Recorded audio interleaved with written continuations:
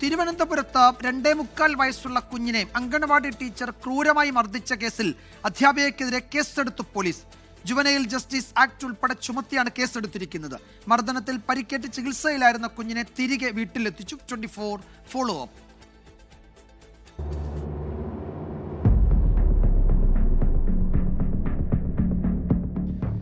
അതിക്രൂര മർദ്ദനത്തിന്റെ വിവരം 24 വാർത്തയാക്കിയതിന് പിന്നാലെയാണ് അടിയന്തര ഇടപെടലുണ്ടായത്.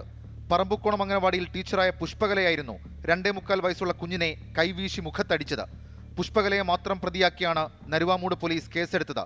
ക്രൂരമായി പരിക്കേൽപ്പിക്കൽ, അന്യായമായി തടഞ്ഞുവെക്കൽ തുടങ്ങിയ വകുപ്പുകൾക്കൊപ്പം ജുവനൈൽ ജസ്റ്റിസ് വകുപ്പ് കൂടി ചേർത്തിട്ടുണ്ട്. നിയമപരമായി കുട്ടിയുടെ ശ്രദ്ധയും പരിചരണവും ഉറപ്പുവരുത്തേണ്ട അധ്യാപിക കുഞ്ഞിനെ തടഞ്ഞുവെച്ച് കൈക്ക് പിടിച്ച് ഇടത് ചെവിയുടെ ഭാഗത്ത് മർദ്ദിച്ച് പരിക്കേൽപ്പിച്ചുവെന്നാണ് FIR-ൽ പറയുന്നത്. ബാലാവകാശ കമ്മീഷന്റെ നിർദ്ദേശപ്രകാരം കുട്ടിയുടെ അമ്മയുടെ മൊഴിയിലാണ് കേസ്. അതേസമയം തിരുവനന്തപുരം SAT ആശുപത്രിയിൽ ചികിത്സയിലായിരുന്ന കുട്ടി വീട്ടിൽ തിരിച്ചെത്തി. കുട്ടിയുടെ കർണപുടത്തിൽ ചെറിയ രീതിയിൽ ആഘാതമേറ്റിട്ടുണ്ട്. ഷഫീദ് റൌത്തർ, 24 തിരുവനന്തപുരം. ലോകത്തെവിടെയായാലും ഏത് സമയത്തും 24 വാർത്തകളും ഓഗ്മെന്റഡ് റിയാലിറ്റി പാക്കേജുകളും എക്സ്പ്ലെയിനറുകളും വിശദമായി കാണാൻ ഞങ്ങളുടെ YouTube ചാനൽ നിങ്ങൾക്ക് സബ്സ്ക്രൈബ് ചെയ്യാം.